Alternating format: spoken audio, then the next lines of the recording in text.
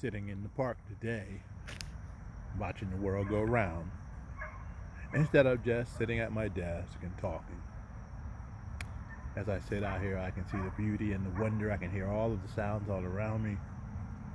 And as I do this, I realize that this is the beauty that I've been talking about on all of my videos.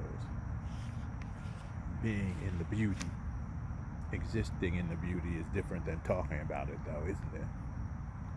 You see, life is about living, not about philosophy, religion, spirituality. No, those are words. What life is about is experiencing it, the all in all, and all of our little things that we do, walking, breathing, jogging, even sitting here looking around at all of the trees near this park and people walking their dogs and cars going by on the road far out away from me. That is what it's all about. Sometimes we laden ourselves with so many burdens, artificial burdens, about where the food is going to come from, the house, our health, what's going to happen in the future. Sometimes we do that so much that we forget about the now. We forget about living.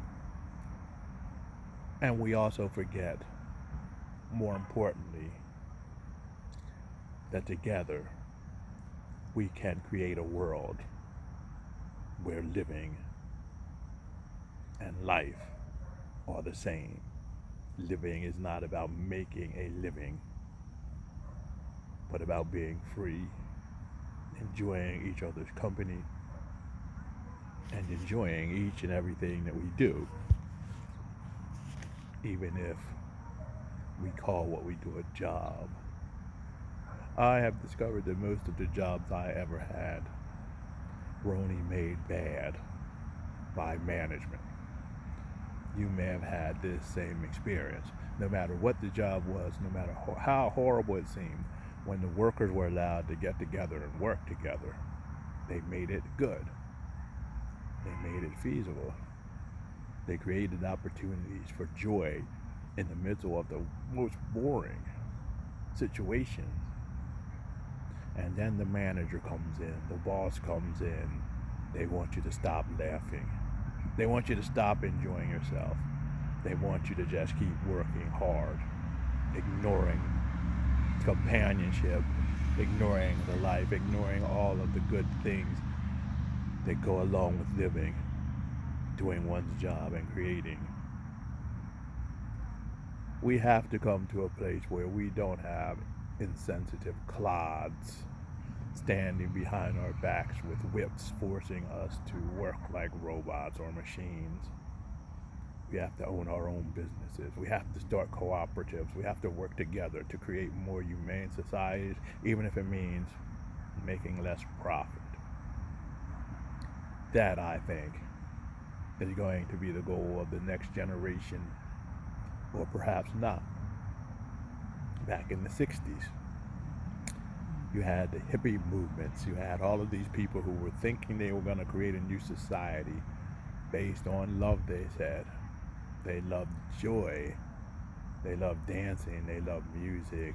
They were all curious. They were trying to create a world that was being helpful for everyone. But as time went by and the old heads, the sleepers I call them, people who are asleep, and sleeper agents, the ones who were embedded in their groups, began to either destroy those groups or to turn them into something bad, to change them so that they only took the place of the sleepers who went before them. And we end up with the generation that is now in charge of all of us in the government. Very sad portion of that generation. It's only too bad that the good ones,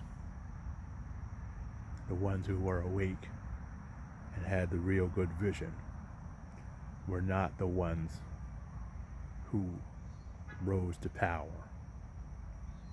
And I think it was because they were satisfied in themselves. They didn't need to rise to power.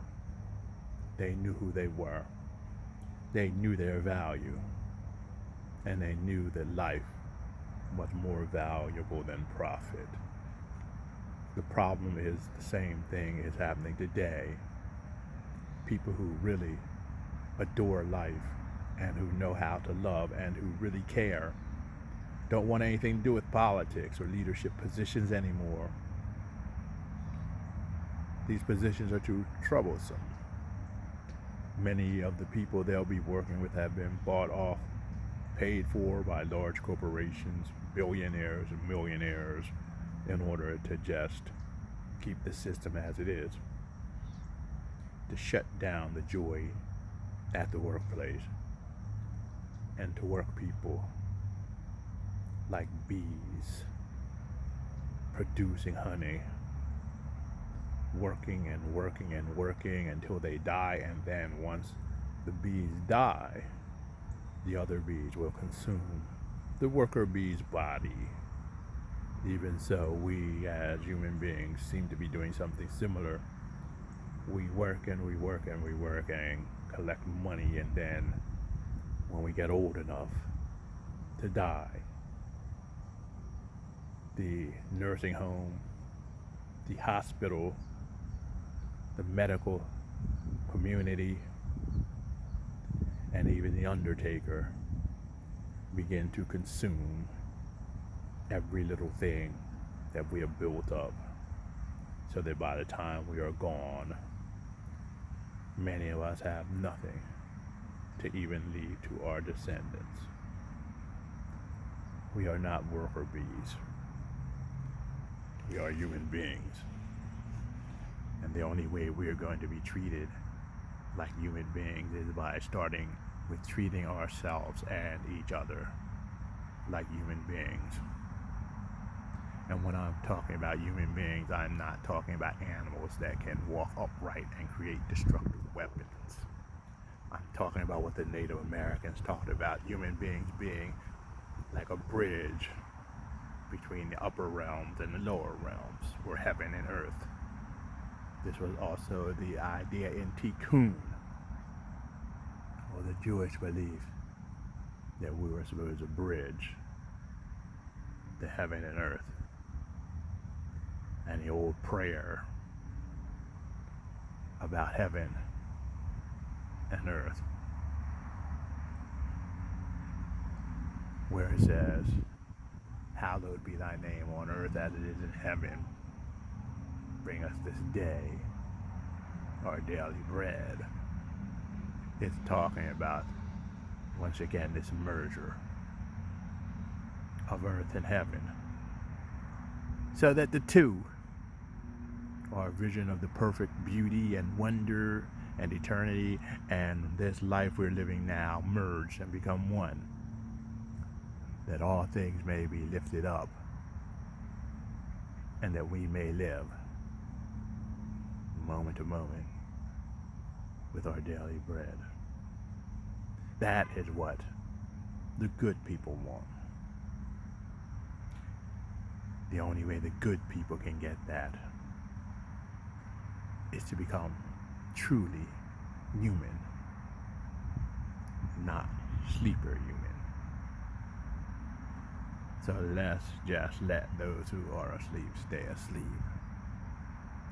while we do what is needed to make this world a better place. Because for that reason, we came into this world. And when we leave it, it's going to be much better. Thank you, everyone. Namaste. See the description below to learn more about us. Support us through your Patreon. You'll see a link in the description. Namaste.